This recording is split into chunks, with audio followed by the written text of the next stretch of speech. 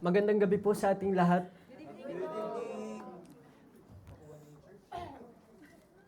Masaya po akong muling makita kayo. Amen? Masayang masaya po akong makita kayo kahit kinakabahan po ako. Kinakabahan po talaga ako. Sige po, manalangin po muna tayo. Ama naming Diyos sa langit, Lord, maraming salamat po sa gabing ito na ibinagkaloob mo sa amin itong gabing ito, Panginoon. Iningatan mo kami, Panginoon, sa bahay, na makarating dito sa bahay-sambahan mo upang kami, Panginoon, manambahan sa iyo, Panginoon, pagbigay kami ng kapurihan sa iyong pangalan, Panginoon. Dalahin ko, Lord, na sa gabing ito, tulungan mo kami. Pangunahan mo ang aming pong pananambahan, Panginoon. Dalahin ko, Lord, na banal na Espiritu ang siyang kumilos sa aming mga puso, Panginoon. At dalahin ko, Lord, dalahin ko rin po, Panginoon, sa gabing ito. Bigyan niyo po ako ng kalakasan at talino sa aking pong pagpipreach, Panginoon. Dalahin ko rin po, Panginoon, na ikaw ang kumilos, Panginoon. At dalahin ko rin po, Panginoon, sa gabing ito, kung may nakita kang kasalanan sa aming mga puso, pakalinisin mo po. At maging kalugod-lugod, Panginoon, yung aming pong pananambahan. At salamat din, Lord, kami nakapanalangin kanina, Panginoon. Dalahin ko po ito, Panginoon, sa tanging pangalan po ng Panginoong Hesus. Amen. So, ating pong basahin sa Matthew chapter 26. Matthew chapter 26, verse 36 to 46. Actually, dapat ang aking text lang is 46. Sinama ko na rin po yung 36, 37 hanggang 46 na po tayo. Nandiyan na po ba kayo? Pakishare na lamang po sa mga bisita po natin. Sa Matthew chapter 26, verse 36 to 46. Basahin ko po ng malakas at sundan nyo na lamang po.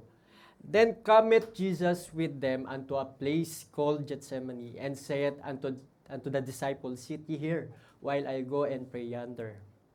And he took with him Peter and the two sons of Zebedee, and began to be sorrowful and very heavy. Then saith he unto them, My soul is exceeding sorrowful, even unto death. Tarry ye here, and watch with me. And he went a little further, and fell on his face, and prayed, saying, O my Father, if it be possible, let this cup pass from me. Nevertheless, not as I will, but as thou wilt. And he cometh unto the disciples, and findeth them asleep, and saith unto Peter, What? Could ye not watch with me 1 hour? Watch and pray that ye enter not into temptation. The spirit indeed is willing, but the flesh is weak. He went away again the second time, and prayed, saying, O my Father, if this cup may not pass away from me, except I drink it, thy will be done. And he came and found them asleep again, for their eyes were heavy. And he left them, and went away again, and prayed the third time, saying the same words. Then cometh he to his disciples, and saith unto them, Sleep on now, and take your rest. Behold, the hour is at hand, and the Son of Man is betrayed unto the hand of sinners. Rise, let us be going. Behold, he is at hand that doth betray me. So, maaari na po tayong magsiupo. Maraming salamat po sa Panginoon. Siyempre, una sa lahat sa Kanya na binigyan ako ng pagkakataon mag-preach sa gabing ito. Amen? It is a privilege na ako po ay makapag-preach ng salita ng Diyos sa inyo. Dahil po ay tayong mga kalalakihan ay nakadesign maging leader. Amen? Na magturo. At siyempre sa ating pong pastor na siyang nagpahiram ng pulpitong ito upang tayo po ay makapangaral ng salita ng Diyos. Ang title po ng aking pong mensahe sa gabing ito, Face Your Fear. Face Your Fear. Actually, dapat gaya nga po ng sinabi ko kanina, dapat ang text ko lang is yung verse 46. Rise, let us be going. Behold, he is at hand that doth betray me. So, yan po yung ating pong title ng mensahe natin sa gabing ito. Face your fear. One of the most frightening realities a person can face in life is knowing that his time on earth is coming to an end. Amen? One of the most frightening realities a person can face in life is knowing that his time on earth is coming to an end. Alam naman po natin na lahat tayo ay darating sa kamatayan. Tama po? Lahat tayo ay darating sa kamatayan. Ngayon po, meron tayong isang bisita. Ito lamang po ang tanong sa atin. Kapag po ba tayo ay namatay, tiyak po ba natin na sa langit pupunta ang ating pong kaluluwa? Kung hindi pa, ito yung oras at pagkakataon mong makilala ang Panginoon at sampalatayanan ang Panginoon Jesus bilang tagapagligtas ng iyong kaluluwa. So, gaya nga ng sabi ko kanina, lahat tayo ay darating sa kamatayan. Amen. Amen. And that is what the exactly of the passages that we read in Matthew 26, verse 36 to 46. Pero alam niyo po mga kapatid, hindi man natin alam ang kamatayan po natin. Sino ba sa atin dito ang nakakaalam ng kamatayan natin? Wala naman po, di ba po? Pero ang Panginoong Jesus, alam niya, siya ay mamamatay. At yun po yung binasa natin kanina. Sa Matthew 26, verse 36 to 46. Bago po tayo magpatuloy, alamin po muna natin kung ano yung background ng book ng yung particularly dito sa chapter 26. Dito po makikita po natin bago pa man siya huli ng mga sundalo, makita po natin na sa unang mga talata sa verse 1 up to verse 5, dito yung planong patayin na si Jesus Christ. Sabi diyan sa verse 1, "And it came to pass when Jesus had finished all this saying, he said unto his disciples, You know that after 2 days is the feast of the Passover, and the Son of Man is betrayed to be crucified. Then assembled together the chief priests and the scribes and the elders of the people unto the palace of the high priest, who was called Caiaphas, and consulted that they might take Jesus by subtlety and kill him. But they said, Not on the feast day, lest there be an uproar among the people." So ito po yung panahon na kung saan pinagplanuhan na nilang patayin si Jesus Christ. Yan po yung plano nilang patayin si Jesus Christ. At dito naman po, makikita din po natin sa Matthew, ito po yung merong isang disipulo ang Panginoon na ipagkakanulo siya o ibibitray siya. Walang iba kundi si Judas. Mababasa din po natin sa 14. Sa 14. Iniisa-isa ko lang po yung Sa 14, chapter 26, verse 14 to 16. "Then one of the 12, called Judas Iscariot, went unto the chief priests." Ito po yung nakipag-bargain na si Judas sa mga scribes, elders, chief priests. Kasi gusto nga kasi ng mga church leaders na to, patayin si Jesus Christ. Dahil nga sa katuruan ni Jesus Christ, against sila sa katuruan ni Jesus Christ. Kasi namamangha sila sa authority na meron si Jesus Christ. Di ba? Si Jesus Christ galing siya sa Ama. At alam niya yung sinasabi niya. Alam ni Jesus Christ kung ano yung tinuturo niya sa Biblia. Pero itong mga scribes na to, itong mga elders na to, iniiba nila yung turo ng Biblia. Kaya ito po, isa sa mga disipulo ni Jesus Christ, si Judas Iscariot, nakipag-bargain siya.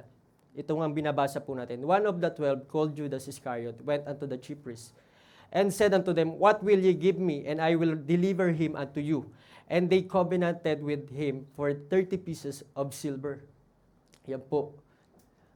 30 pieces of silver. And from that time, he sought opportunity to betray him. Alam naman po natin na si Judas Iscariot, lagi niyang kasama si Jesus Christ. Alam niya kung saan nagpupunta si Jesus Christ, saan nagpipray si Jesus Christ. Alam naman natin si Judas ay hindi rin ligtas. Amen? Siya ay, kasama lang ni Jesus Christ, pero hindi siya ligtas. At alam natin, hindi siya napunta sa impyerno dahil siya ay nagnakaw lang pera. Hindi lang dahil sa mukha siyang pera o dahil nagnakaw siya ng pera. Kaya po sabi nga sa kanya, di ba, siya ay anak ng perdition. Kaya nga sinabi ng Panginoon sa kanya, itong magkakanulo sa kanya, mabuti pang hindi na siya pinanganak. Basahin po natin.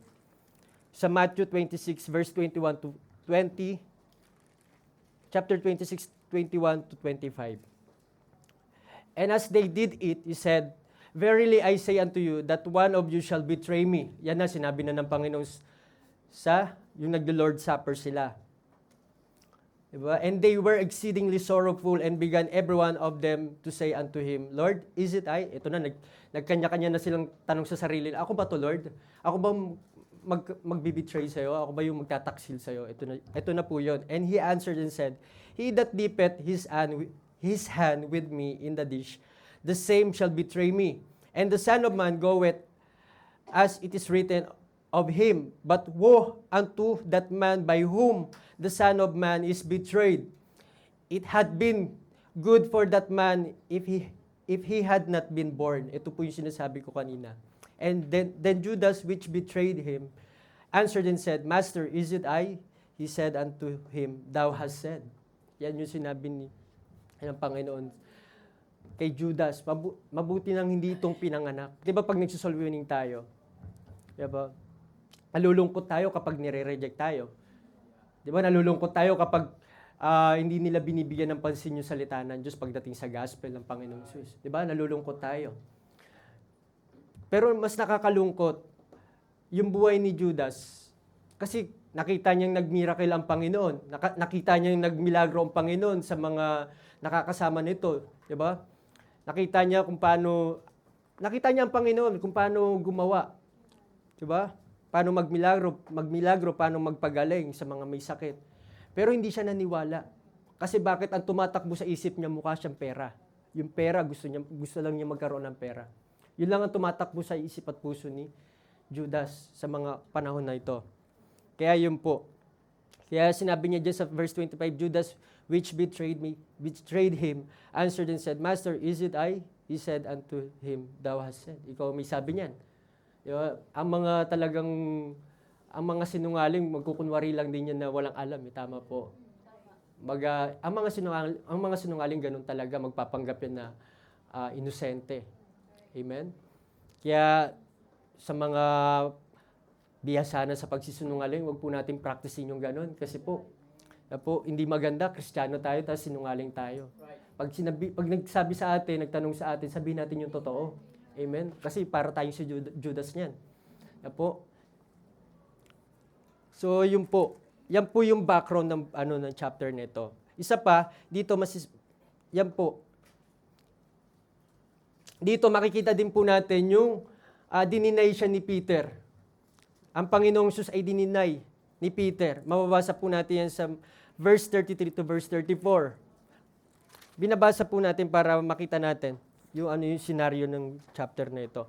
Peter answered and said unto him, "Though all men shall be offended because of thee, yet will I never offended. Yet will I never be offended." Jesus said unto him, "Verily I say unto thee, that this night before the cock crow, thou shalt deny me thrice." Peter said unto him, "Though I should die with thee, yet will I not deny thee." Likewise also said all the disciples. So yun po. Alam niyo po ang lesson dito, wag tayong padalos-dalos ng sinasabi natin. Amen? Wag tayong pabigla-bigla sa sinasabi natin, baka subukin tayo sa sinasabi natin. Kagaya ni Peter. Amen? Hindi kita i-deny, Lord, hindi kita iiwan.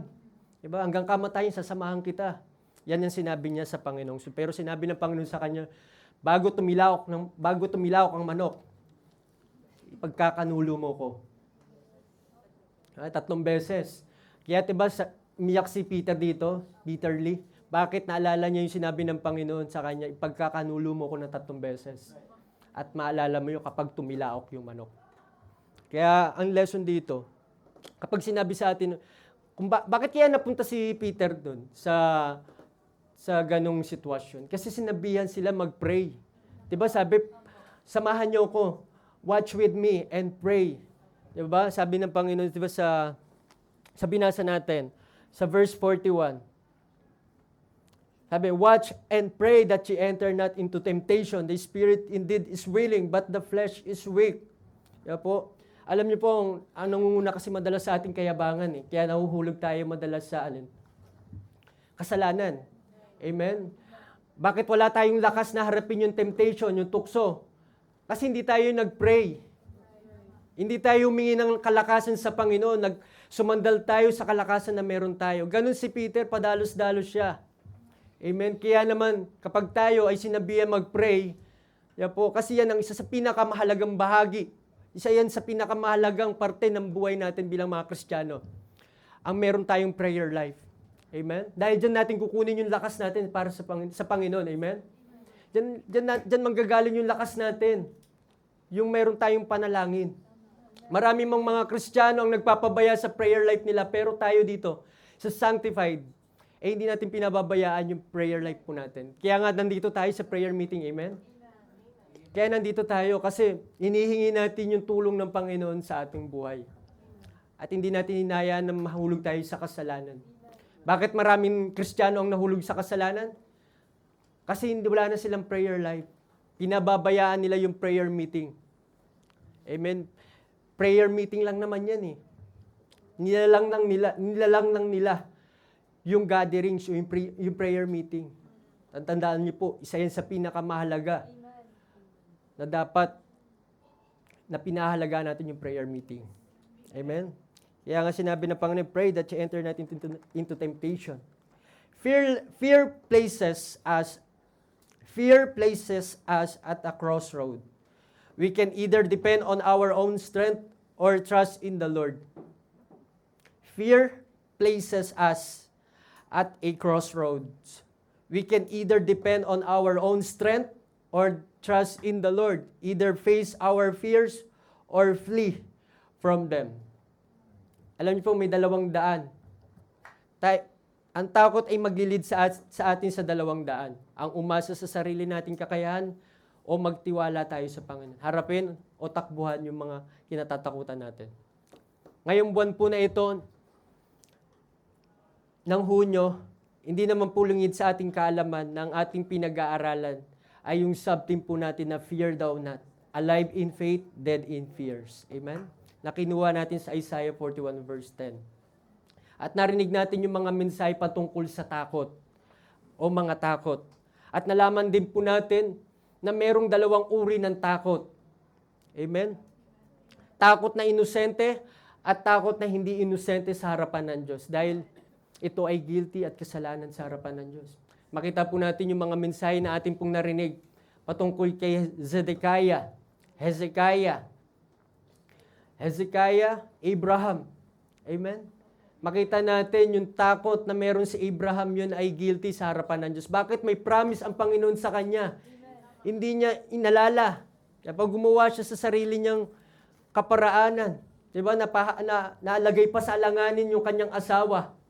Pwedeng ma-rape si Sarai. Tama? Pwedeng ma-rape si Sarai. Pero mabuti na lamang ang Diyos. Amen? Hindi niya hinayaan mangyari yun kay Sarai. Kasi may pangako ang Panginoon sa kanila. Tayo, may pangako ang Diyos sa atin. Kaya huwag tayong agad-agad na aksyon na wala sa kalooban ng Diyos. Kaya po, na yung gagawa ka ng plano sa sarili mo, pero tatandaan po natin, kahit anong plano natin sa ating pong buhay, ang kalooban pa rin ang mangyayari sa ating pong buhay. Ang kalooban pa rin ng Diyos ang mangyayari sa ating pong buhay. Kagaya kay Jonah, diba, tinakbuhan niya ang Diyos sa kalooban ng Diyos. Pero ano nangyari? Dinala pa rin siya ng Diyos kung saan dapat siya nandoon. Amen? Nag-preach siya. Alam niyo po, kahit ano pong nararamdaman natin, walang pakialam ang Diyos sa atin. Ang pakialam niya, gawin mo kung ano yung kalooban niya. Hindi dahil walang pakialam ang Diyos sa nararamdaman natin. Alam niya, naranasan niya rin po kasi naging tao siya. Ang ibig ko lang sabihin sa sinasabi ko, kung ano man yung katwiran natin, ano man yung mga excuses natin sa ating pong mga sarili, hindi yan nagmamatter sa harapan ng Diyos. Yung sama ng loob mo, di ba, kagaya ng kay Jonah, di ba po, kung may galit siya doon sa mga taong yun, hindi yun ang mahalaga sa Diyos. Ang mahalaga sa Diyos yung maligtas sila. Di ba? Ang mahalaga sa Diyos yung makarinig sila ng gospel, mapatawad yung kasalanan nila. Di po, sabi nga, di ba, love your enemies. Di po, sabi ng Panginoon sa atin sa salita niya, love your enemies. Kaya kung meron tayong kinagagalitan na tao, Wag sana yan ang kumukontrol sa puso natin. Yung pag-ibig ng Diyos dapat ang kumukontrol sa atin. Amen? Dahil sabi sa Biblia, for God so loved the world that He gave His only begotten Son, that whosoever believeth in Him should not perish, but have everlasting life. For God so loved the world. Inibig niya. Ito nga ang mga nagkanulo sa Kanya eh. Even si Judas minahal niya. Kaso hindi siya sumampalataya sa Panginoon. Maraming pagkakataon na pwede siyang maligtas. Pero hindi niya sinampalatayanan ng Panginoong Hesus. Amen? Kaya ganun po. So number 1 po natin. Masyadong mahaba ang aking introduction. Sensya na po.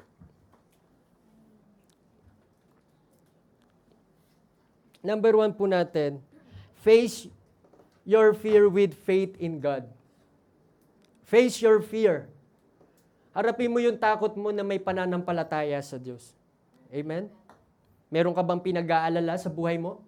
Meron ka bang kinatatakutan sa buhay mo? Meron ka bang pinangangambahan sa buhay mo? Amen? Tayo ay dapat ay magkaroon ng pananampalataya sa Diyos. Amen? Dapat magkaroon tayo ng kumpiyansa sa harapan ng Diyos. Magkaroon tayo ng pananampalataya sa Diyos. Sabi sa Psalms 56 verse 3, what time I am afraid, I will trust in Thee. Amen?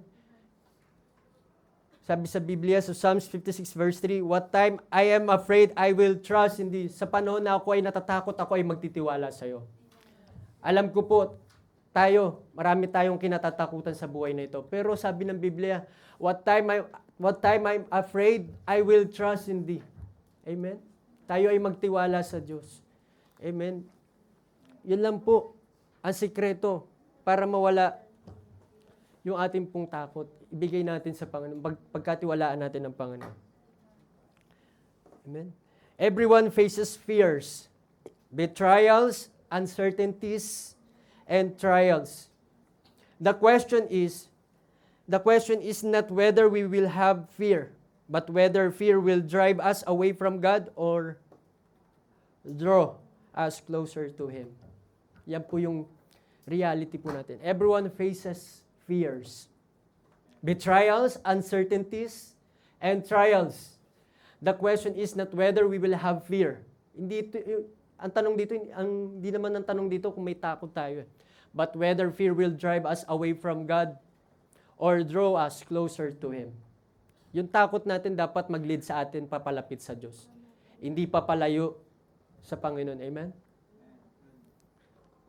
Sana po, kapag tayo po ay may mga takot na nararanasan, dapat mas lalo tayong kumapit, manampalataya, magtiwala sa Panginoon. Amen? Amen. Challenge, like Jesus, do not allow fear to make you retreat. Trust God, rise up, and face what is before you in faith. Fear may stand in front of you, but God stands beside you. Amen? Like Jesus, do not allow fear to make you retreat. Trust God, rise up, and face what is before you in faith. Manampalataya ka. Amen? Amen. Fear may stand in front of you, but God stands beside you. Amen? Lagi po natin tatandaan, anuman yung takot na kinakaharap natin, ang Diyos ay kasama natin. Amen? Ang Diyos ay kasama natin. Amen? Katulong natin ang Panginoon, kasama natin, stands beside you. God stands beside you. Kaya nga, fear thou not, alive in faith, dead in fears, yung ating pong sub-team sa buwan na ito. Kaya, kagaya ng Panginoong Sus, wag po tayong matakot na harapin yung mga takot sa buhay po natin. Kaya nga, face your fear. Amen. Si Jesus Christ niya hanggang kamatayan. Yung kamatayan, hinarap niya. Amen. Hindi siya natakot. Kaya nga kung mapapansin niyo doon sa verse 46, diba? Rise, let us be going. Tara. Sabi ng Panginoon, di ba? Tara, aharapin ko. Kasi nandyan na yung magbibetray sa akin, nandyan na yung magtataksil sa akin. Kaya nga kapag may pananampalataya tayo, kaya nating harapin yung takot. Hindi tayo takot na harapin kahit ang kamatayan. Dahil save na tayo, amen? Dahil ligtas na tayo, dahil mga tagalangit na tayo. Amen? Yun po, rise, let us be going. Yan ang sinasabi ng salita ng Diyos, harapin natin. Amen? Letter A po natin, Jesus trusted the Father's will. Jesus trusted the Father's will. Pinagkatiwalaan ni Jesus Christ kung ano yung kalooban ng Ama sa kanyang buhay. He knew that was coming. He knew what was coming. Yet, He submitted Himself to God. Amen? Mahirap man yung kanyang daranasin sa krus, pero tumuloy pa rin siya. Amen? Mahirap man yung kanyang kaharapin o daranasin, pero hinarap pa rin niya. Amen? Basahin po natin sa Matthew 26 verse 39. And he went a little further and fell on his face and prayed, saying, O my Father, if it be possible, let this cup pass from me. Nevertheless, not as I will, but as thou wilt. Amen? Sa verse 42, and he went away again the second time and prayed, saying, O my Father, if this cup may not pass away from me, except I drink it, thy will be done. Amen? Yan po yung sinasabi ng Panginoon sa kanyang panalangin. Yan po, if this cup may not pass away from me, except I drink it, thy will be done. Amen? Ano man ang mangyari, tatanggapin ko kung ano yung kalooban mo sa aking pong buhay. Meron bang kalooban ng Diyos sa buhay po natin na tawag dun? Meron bang kalooban ng Diyos sa buhay po natin na dapat sinasabi natin Lord, thy will be done. Hindi yung kalooban ko yung mangyari. Amen? Kagaya ng Panginoong Hesus, mahirap man yung daranasin niya sa krus. Po, pagbabayaran niya yung kasalanan mo, kasalanan ko. Babayaran niya yung kasalanan natin. Ginawa niyang mamatay sa krus para sa atin. Sabi niya, Lord, thy will be done.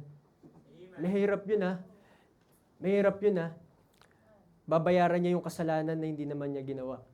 Pero tayo, para sa atin, wala lang yung ginawa ng Panginoon. Hindi mabigat sa atin. Diba? Pansinin niyo po, pagdating sa service, parang hindi natin pinahalagan. Palagi tayong late, hindi tayo sumusuporta. Amen? Kahit yung sinasabi ni Pastor, ito yung gawin natin, hindi natin sinusunod.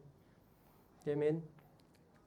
Yun ay reflection lang ng relasyon natin sa Panginoon. Yung hindi mabigat sa atin yung ginawa ng Panginoon. Yung palate-late ka, diba? Yung wala ka sa service, kahit alam mo na binayaran ng Panginoong Hesus yung kasalanan natin. Dinagdag ka niya dito sa gawain ng Diyos para maglingkod sa Kanya. Pero tayo, yung paglilingkuran natin, wala lang. Apo? Wala lang. Wala lang. Hindi natin pinahalagahan yung paglilingkuran natin sa Panginoon. Alam niyo po, nakakaya sa Diyos natin kung puro na lang kapakanan at kalooban natin yung sinusunod natin sa buhay po natin. At hindi yung kalooban ng Diyos Ama. Amen? Yes. Jesus consistently sought to do the Father's will rather than His own. Jesus consistently sought to do the Father's will rather than His own. So, makita natin sa entire ng buhay ni Jesus Christ dito sa lupa, ang lagi niyang ginagawa yung kalooban ng Ama sa kanyang buhay. Sana ganun din po tayo, Alam ko po na ang Christian life ay hindi perfect. May ups and down. Amen? Pero sana naman po,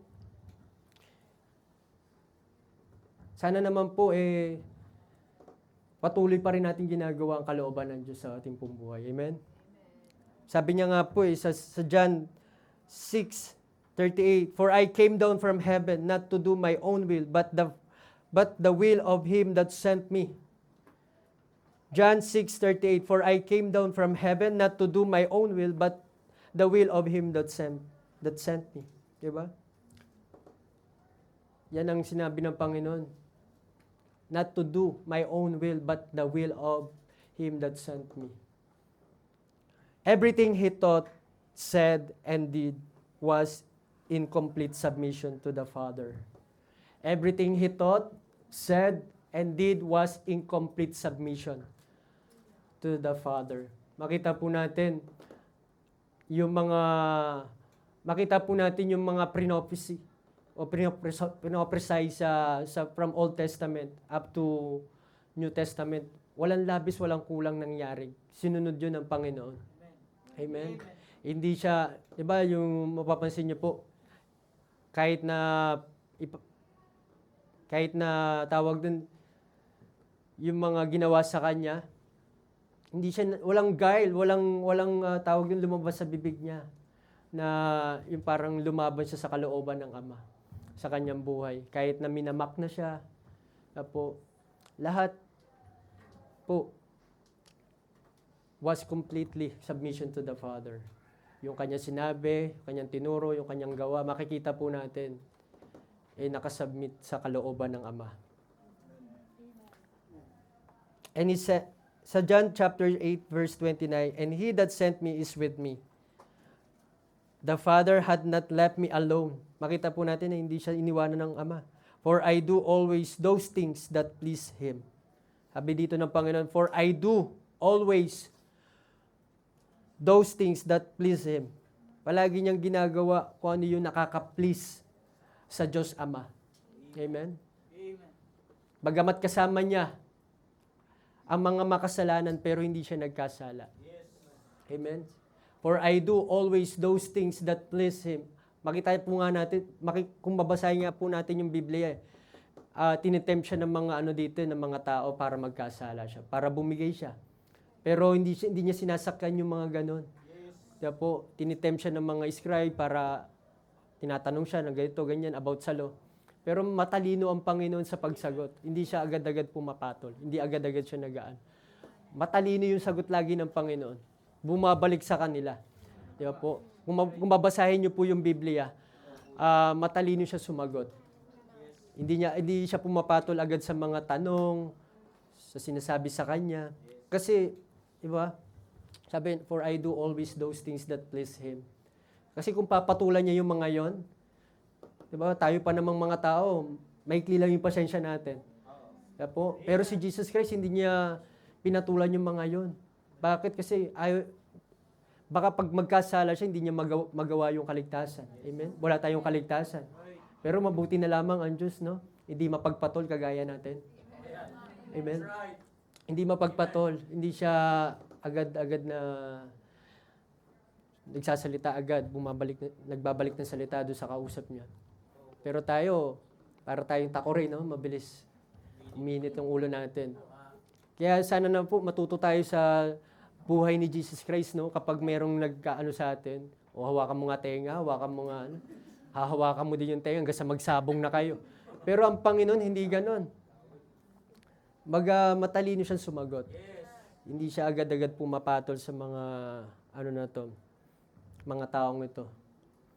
So yun po, ang Panginoong Jesus ang best example na nagpakita ng pagsunod sa kalooban ng Ama. Nung siya ay, magmula pa lang nung bata siya, di ba, nasa templo na siya. Kaya nga namangha sa kanya yung mga doctors, yung mga lawyers. Nung nagtuturo siya, nung naiwan siya nila Mary at saka Joseph sa Jerusalem, nung umattend sila ng Feast of the Passover. Nung 12 years old pa lang siya, nagtuturo na siya. Amen? Makita natin yung favor ng Diyos sa buhay niya. At yung favor ng tao. Dahil ginagawa niya ang kalooban ng Ama. Kaya nga tayo, hindi natin kailangan sumipsip sa tao. Amen? Para yung pabor mapasa atin. Kailangan natin yung pabor ng Diyos. Kaya po, yun po ang kailangan natin. Yung wisdom, salita ng Diyos.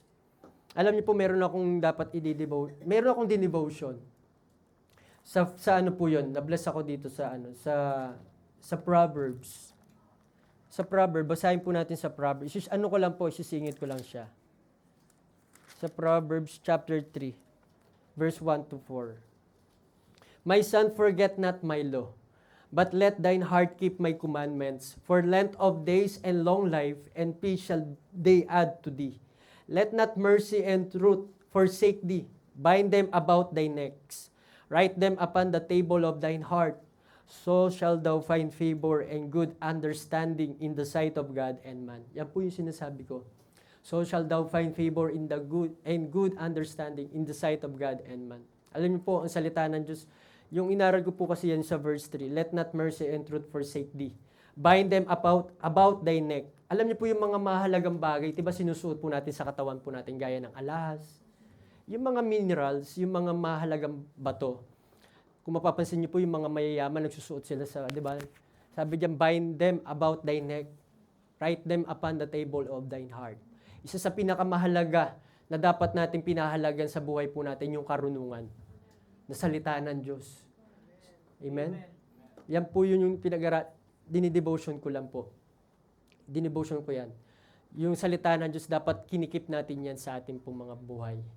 Kaya nga sabi niya, bind them about thy neck, write them upon the table of thine heart. Kasi ang salita ng Diyos, di ba po, iingatan po tayo niyan.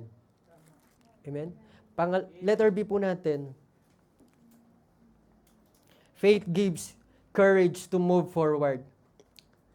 Faith gives courage to move forward. Ang pananampalataya ay bibigyan tayo ng tapang na, tumuloy o mag-move forward. Fear says, run. Ang takot, sinasabi sa atin, takbuhan mo yan, yung problema na yan. Layuan mo yan.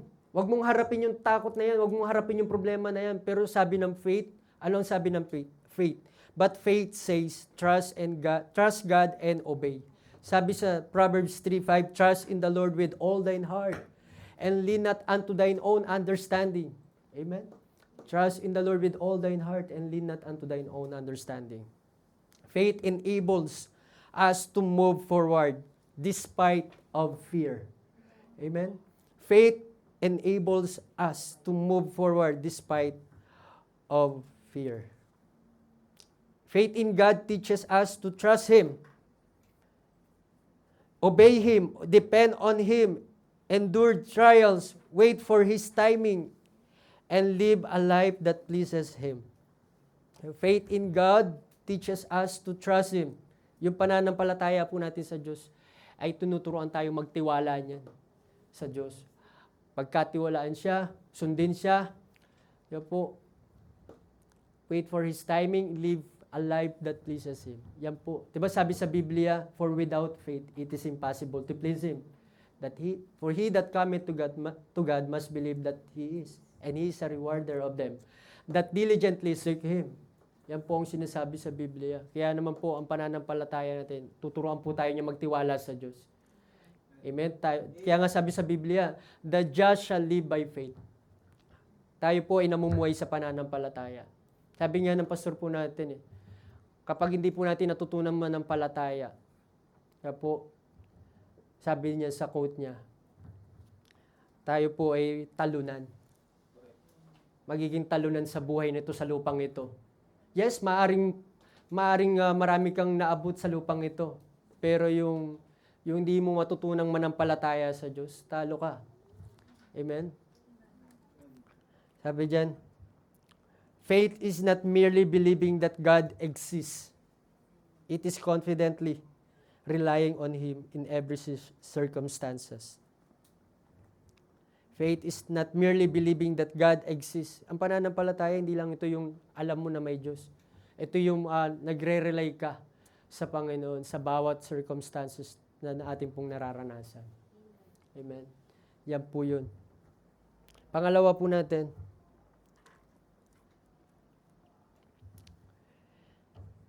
face your fear with confidence in God's presence. Face your fear with confidence in God's presence. Harapin natin yung takot natin na may kumpiyansa sa harapan ng Diyos. Letter A po natin, Jesus was not alone. Makita po natin na kahit iniwan man si Jesus Christ ng mga alagad niya, ng mga disipulo niya, pero ang Ama hindi siya iniwanan. The Father was with Him through His suffering. Behold, sabi sa John 16:32, behold, the hour cometh, yea, is now come, that ye shall be scattered, every man to his own, and shall leave me alone. And yet I am not alone, because the Father is with me. Makita po natin, kapag ginagawa mo ang kalooban ng Diyos, hindi ka iiwan ng Diyos. Kapag ginagawa po natin yung kalooban ng Diyos na kahit marami man against sa atin, marami man pastor na sikat na kumakalaban sa atin dahil ginagawa natin ang kalooban ng Diyos. Amen? Ang Diyos Ama natin ay kasama natin. Matandaan po natin, diba, si Mikaaya, mag-isa lang siya. Pero may mga propeta. Diba po? May mga kalaban siyang mga propeta. Pero hindi siya iniwanan ng Panginoon. Yung sinabi niya na mamamatay ka, King Ahab, nangyari yun. Po. Kaya kapag sinabi ng Panginoon, diba, sinasabi ko lang kung ano yung sinasabi ng Diyos sa akin. Yun yung sinabi ni Mikaaya. Diba po, yun yung nabasa natin mga nakaraan. Sinabi ni Mikaaya, hindi ka mamamatay ka. Hindi ka, tawag doon, hindi ka makakauwi at mamamatay ka. Yun yung sinabi ng Diyos kay Mikaaya. Kahit sinasabi ng mga propeta, hindi yan. Hindi mangyayari yan. Apo. Pero makita natin nangyari yung sinabi ng Diyos gamit si Mikaaya. Kaya naman po, dito sa istorya na ito ni Jesus Christ, hindi siya iniwanan ng Ama. Apo. Hindi siya iniwanan ng Ama. Apo. Kahit marami man nag-iwan sa Kanya sa panahon na siya ay mamamatay na. Apo. Diba nakita natin yung mga disipulo, ang bigat ng mata. Hindi nagpipray. Sabi ng Panginoon, samahan niyo naman ako. Mag-pray. Pero makita natin, 3 beses niya na sinabihan. Nadatnan niya, tulog pa rin. Kaya na nga natin, sige. Sabi ng Panginoon, let us be going. Diba po? Tayo po dapat hindi natin kinatutulugan ng prayer. Amen? Dapat hindi natin kinatutulugan ng prayer. Sana kahit na galing tayo sa work, kahit gaano tayo ka-busy, magkaroon tayo ng komunikasyon sa Diyos. Amen? Dahil mapalad tayo, mabuti pa rin ang Diyos sa atin kasi every morning nagigising pa rin tayo. May lakas pa rin tayo magtrabaho, pumasok sa work, sinusuplayan pa rin niya yung pangangailangan natin, nakakakain tayo 3 times a day, nakakabayad tayo sa inuupahan natin. Amen? Dito sa church, amen, wala tayong malalang sakit, wala tayong na-experience na ganyan. Pero yung may pera, malungkot sila, nakakaranas sila ng mabibigat na problema. Pero tayo, nagagawa pa nating ngumiti. Amen. Sa kabila na may pinagdadaanan din naman po tayo. Pero masaya tayo dahil meron tayong Diyos. Amen? Na mapagkakatiwalaan. Kaya ang Panginoong Hesus, masaya niyang hinarap yung kamatayan. Masaya niyang hinarap yung mapako siya sa krus. Diba sabi sa Hebrews, basahin po natin sa Hebrews. Tinapos niya yung cross. Diba? Masaya niyang tinapos yung kalooban ng Diyos sa kanyang buhay. Sabi niya, looking unto Jesus, the author and finisher of our faith, who for the joy that was set before Him, endured the cross, despising the shame, and it sat down at the right hand of the throne of God. Diba po? Makita natin. Kaya ang titignan po natin, hindi si brother, hindi si sister. Ang tignan natin si Jesus Christ. Dahil ang katotohanan, kapag tumingin ka rito sa mga tao dito, ma-offend ka lang. Tama po? Ma-offend ka lang sa mga taong makikita mo rito. Dahil tayong mga tao dito sa loob ng kwarto na ito, tayo hindi ay perfect. Hindi tayo perfecto. Makakita ka ng mga kapintasan, mga ugali na pangit. Amen? Kaya po, matitisod lang tayo kasi sa ugali nakikita natin sa kanila. Pero lawakan naman natin yung isip natin. Amen? Kagaya din natin sila. Kumbaga, tignan mo na lang yung sarili mo, hindi ka rin perfecto. Pero tignan na lang natin ang Panginoong Hesus. Amen? Na in-endured niya yung cross para lang tayo magkaroon ng kaligtasan. Kaya naman po, kapag ginagawa po natin ang kalooban ng Diyos Ama, kasama po natin siya. Hindi tayo mag-isa kapag ginagawa natin yung kalooban ng Diyos. Yung pagsusol winning, yan. Dapat nga tayo ay laging nagsusol winning. Amen? Kahit gaano pa tayo ka-busy sa work, dapat mag-soul winning tayo ng mag-soul winning. Amen? Kasi si Jesus Christ, naglalakad siya ng kalayo-layo para lang makapag-win ng kaluluwa. Kaya po, kaya sana po, bigyan natin yung oras yung soul winning po natin. Kasi yan yung puso ng Panginoon, yung soul winning. Puso yan ng Panginoon Di ba po? Yung soul winning. Kaya naman po,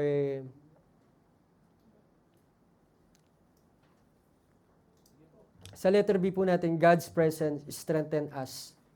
God's presence strengthen us. Yung presensya daw ng Diyos ay nagpapalakas sa atin. We can face difficulties because God is with us. Kaya nating harapin yung mga hirap sa buhay po natin dahil kasama natin ang Diyos. God does not always remove the trial, but He promises His presence in it. Amen? Kaya, wag natin hilingin sa Diyos yung hirap na nararanasan natin.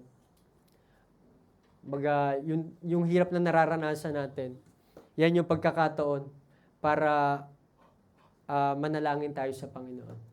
Yan yung panahon, yun yung pagkakataon para panghawakan natin yung mga promises ng Panginoon sa buhay po natin. Amen? Sabi nga po sa tema po natin, sa subtext na kinuha po natin sa Fear Thou Not.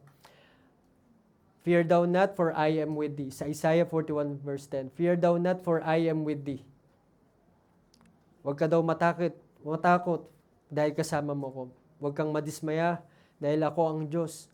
I will strengthen thee, palalakasin kita. Yea, I will help thee, tutulungan kita. Yea, I will uphold thee, iaangat kita with the right hand of my righteousness. Kaya po, God's presence strengthen us. Kaya naman po, kaya nga pinapakabisado sa atin yan ng pastor po natin para itong tema natin, yung sub-team po natin na Fear Thou Not, wag lang masayang. Amen. Sayang naman kung hindi natin isa sa puso itong salita ng Diyos na Fear Thou Not, for I am with thee. Maganda yung pangako ng Diyos sa atin, no? Napakaganda ng pangako ng Diyos sa atin. Huwag tayong matakot dahil kasama niya tayo. Kasama natin siya. Huwag tayong madismaya dahil siya ang Diyos po natin. Palalakasin niya tayo.